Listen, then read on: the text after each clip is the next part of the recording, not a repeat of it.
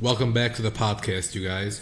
For those of you that are new to the channel, my name is Mo, and for those of you that are tuning back in, I really appreciate it. It's been picking up a lot of steam these past few days, and I really appreciate everyone listening in. And so today, we actually have a very special guest on the podcast, my good friend and the one who kind of helped me get this thing going, Ali Ghandour. Hey guys, I'm actually very excited to be on this podcast. I know you've been talking about this for a while. It was like one of your goals. Yeah, and well, congratulations on recently graduating from med school, man. Honestly, I'm very proud of you. Thank you. Same to you, man. You graduated from pharmacy school. Right? Hey, we're trying to be with good healthcare professionals out here. I like it. So, what's like your first year been like so far, going through residency? So I'm on my second week of residency so far. It's been pretty laid back. They have us split up into two groups. Our residency program, we have about 30 residents in the program. Nice. So half of us start on this research month where we're basically working on a couple of research projects, as well as getting lectured at and learning procedures. And then the other half are taking care of patients. So this is like the preliminary steps before actually getting into the hospital and really starting? So it's sort of easier way in. You haven't seen anything crazy yet? Nothing crazy yet. I do take care of patients in the clinic. I actually had my first day yesterday. How'd that go? It was definitely a different experience from being a medical student. I'm sure you experienced when you were a pharmacy student. You had some limited responsibility, but the buck didn't really stop with you. Yeah. You always had someone over you to help you with the patient, get orders in. But yesterday was the first time when I felt like I was in charge of this patient. So like, because that was like the first time ever you've been in charge of a patient, right? So give us like the whole rundown of what she came in with, how and what led to her hopefully getting out there with a clean bill of health. Right. So I can't give too much information. HIPAA. Yeah. Right. I'll give some basics though. There you go. Well, I'll talk about how it was when I walked in. So on my first day, I was in charge of seeing the patient, eliciting her concerns, coming up with a plan, doing all the orders, and writing the note. So basically everything. And I had a senior resident above me who would, watch out for me. But other than that, I was pretty much on my own for the first time. So I walk into the room. It was a nice old person. And, she had a history of basically everything you can think of, all the comorbidities you learn about in pharmacy school and med school, like diabetes, hypertension, everything down that line. Especially in Detroit, we have a very unique population where they're hit with a lot of these chronic diseases that I don't think you see anywhere else, pretty much. Very big. So my patient had a lot of those things, and she was really only in for like a health maintenance visit. Mm-hmm. She had recently gotten transplantation of her liver done, so she came in to make sure everything was going well. So I saw her. I'm telling you, the trippiest part about all this was being called doctor. When I walked into the room, I gave her my name as Ali, and then I stuttered. I was like, Dr. Ghandour. Not used to the title yet. Huh? Not used to the title. It's gonna take some time for me to warm up to it. Yeah.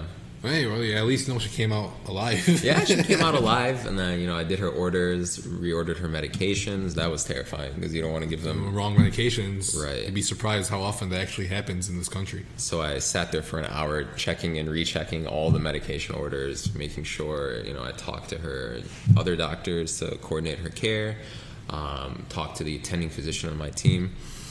But I felt a sense of pride and responsibility because she was my first patient. It's what anyone who goes into the medical field, pharmacy, dental field, you're there to take care of patients. Mm-hmm. I think that's a big motivating factor for. I feel like that kind of gets looked over a little bit now, especially nowadays. People are just trying to get out there, get patients in and out as fast as possible. Right. Try to get money from the insurance companies, try to do this and that. But at the end of the day, you're always taught that it's a very patient-centered approach in medicine now. Right. You brought up a good point about how things are in healthcare nowadays, and I feel like that's almost unique to America. It really is, honestly. When I was overseas, back in Lebanon, I used to see it. Like pharmacists were also people who really couldn't afford to go to the doctors there because they were crazy expensive and no one really had insurance like that. Really? So yeah, so they would always outsource it to other people. Like they'd go to their doctors too, but people who couldn't afford a doctor, they go to the local pharmacy, and they would be able to diagnose them because they didn't really have laws there to prohibit. Now they do for doctors writing scripts, but that came in like 2017. Seriously? That late? That late. That's where doctors were starting to write scripts for opioids, things like that. That's crazy. I know. So before that, they would just go to pharmacies. They would go to any local health professional and really have them diagnose their symptoms because these people just wanted to help the people in the community which they knew couldn't really afford to see treatment there, which is wrong. Because that's actually something America has over these other countries where you can't refuse seeing a patient. I mean, that's right, but I think in countries like Canada, for example, where healthcare is socialized, I have a friend who is a doctor with me in my program. She says, going into the emergency room in Canada versus going to one here, completely different experience. In Canada, she walks in knowing it'll be taken care of and she won't be hit with a bill. When she came to America, she didn't have insurance. And she knew walking to the ER, she'd be hit with a bill for thousands of dollars if she, got admitted and had to stay in the hospital. I feel like in Canada, they also have a problem with long wait times for procedures as well. That's definitely a thing. Yeah. That's definitely... Like so my sister's friend used to live in Canada, and she said you sometimes have to wait 7 months really? just to get looked at for a procedure. What kind of procedure? Wasn't exactly sure what kind, but she just told me 7 months, and I kind of ran with it. But yeah, that's why... So that's like universal healthcare has its good and bad sides to it, and that's one I feel like that's kind of a barrier here. It's kind of messed up with the whole payouts and how much it costs, and that is a problem. But if you have something that needs to be done, you can generally get to it right away, and you'll never have to wait 3 months in advance. You can get to it right away if you have the right insurance. If you have the right insurance and you're able to pay for it, that's the big caveat right there. That's the issue. That's the issue right there. If you want to be... I mean, there are places, especially around here in Detroit, there are a lot of free clinics and stuff you can go to if you don't have insurance. But, I mean, a majority of the time you need good insurance to get, well, the you're right. procedures you're talking about. Like, if you want a nose job, you're not going to get one without insurance, of course. Right? And if you want to get the medications afterwards, you get, like, some of those can cost $70, $80, hundreds of dollars. Yeah, you'll be paying out your teeth. And I don't know how people do it in this country sometimes. But you mentioned earlier how they're just pumping out patients. That's because there's a bottom line sometimes that needs to be met.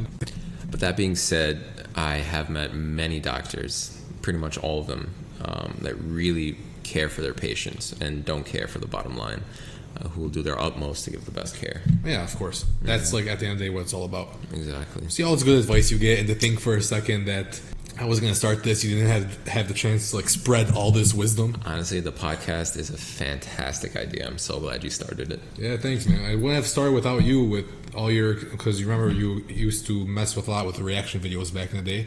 Yeah, I used to make videos back in high school when I used to game a lot. I'd record that, and then in college I made some. What game? RuneScape. Yeah, it was RuneScape. We were all playing that back then. Yeah, we were. Oh my god, that game was so bad. But I got millions of views playing that game, and then on my reaction videos in college, I got about 1 million views. I'd say, when you were thinking about how to start up, I think everyone gets this fear. Even I got that fear too. I wanted everything to be perfect when I started. I wanted the best mic, the best camera, the best setup before I started. That's what I kind of was. I went out and bought bought these 2 mics because I had some kind of idea in my head of what I wanted. I was about to buy 3 mics. Damn. I know, and I bought stands. I bought a lot. I bought stands. I bought a 2 terabyte hard drive. I bought all this stuff. Right. And then you just told me you will never be ready until you actually go for it. That's exactly it. So if anyone's thinking of starting anything like this podcast, YouTube channel, just do it. As cliche as it sounds, just picking up your phone and starting to record, or picking up your mic, whatever you have, will suffice. And then over time you build. You don't even need too expensive equipment, honestly. When I made that channel in college and got over 1 million views, I was recording on my crappy laptop's webcam with the audio. You couldn't even hear us on the audio, but we got tons of subscribers doing that. So anyone can do it. Anyone can do it. I think my mic costs $50, $60. The software is free. Shout out, free plug-in Audacity if they ever want Audacity's clutch. to shout me out. No, but one day we're gonna see your name like Mohammed Shamut sells his podcast to Spotify for like $100 million. Well, I'd sell my soul to Spotify for $100 million. What do you mean? You guys would never see me on this earth anymore. Yeah. Inshallah, it gets to that, bro. Hey, that's the plan, honestly, dude. Yeah. But for now, I just want to have fun with it. Mm-hmm. Just talk with friends and family, honestly. Like, you're one of my closest friends. I really wanted to have you on. My first idea I had was having you on, having more friends on, family later on. Whoever wants to come on, please feel free. If you have something to say and want a platform to say it, just let me know. And you don't have to be a pharmacist or a doctor. At least not that I'm aware of. No, you can be. I know yesterday we had Big Al, the pharmacist, on here. Yeah, we did. Last episode when we had Big Al. Yeah, so you can pretty much be whatever you want as long as you have something to say. Like I said, you want a platform to say it on. Please feel free to hit me up and we can just talk between everything and nothing. This is a very catchy title. Very catchy title. I actually had help with the title. I had the original name in mind, but then I talked to this one girl, a friend of mine, and then she actually said, "It's good, why don't you tweak it? Like something like Between Everything and Nothing."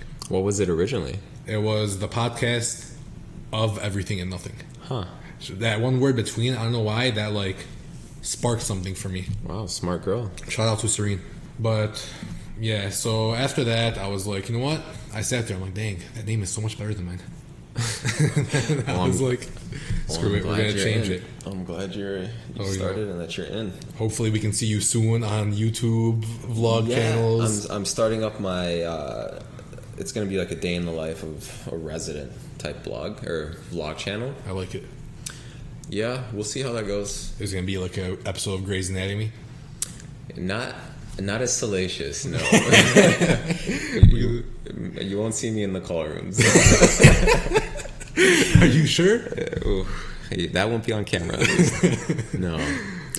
Yeah, I'll let you know when that comes out. I'm planning on posting something this month. And then we also have a reaction channel, but we'll save the details on that for now. So you guys can look forward to that too. But we're gonna keep that a little hush hush for now. And once we really get off the ground, that's where we're gonna start really like making it more public and allowing people to more people that we know to actually start watching this stuff because we want to get perfect at it. And you guys definitely don't want to wait too long before you decide to go do something that you're really passionate about. Why? Because like before you know it, you get old. I'm 26, but I already feel like my joints are turning to dust out here. I get injured just waking up. Bro, you sound like that guy from SpongeBob in that one episode where the heart attacks put him to sleep. His bones are made of glass. Every day I wake up, I was born with paper skin. Oh, I'm turning 26 soon. Is this what I have to look forward to? Yeah, enjoy it. It's all downhill from here, man, honestly. Okay, guys, looks like that's all the time we got here today.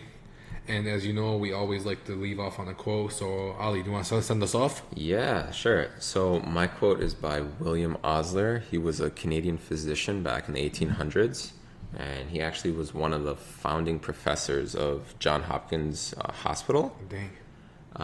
So the quote is, "We are here to add what we can to life, not to get what we can from life." Take from that what you will, people. Yeah. All right. Thanks for tuning in to the podcast Between Everything and Nothing. Thanks for having me, bro. Sick fade. Man. Of course, man. I hope you invite me again. We gotta do the bro culture some justice. I got you. Thanks for listening, guys. Please don't forget to like, comment, subscribe, and listen in. And hopefully you guys will hear from me soon. Shamut out.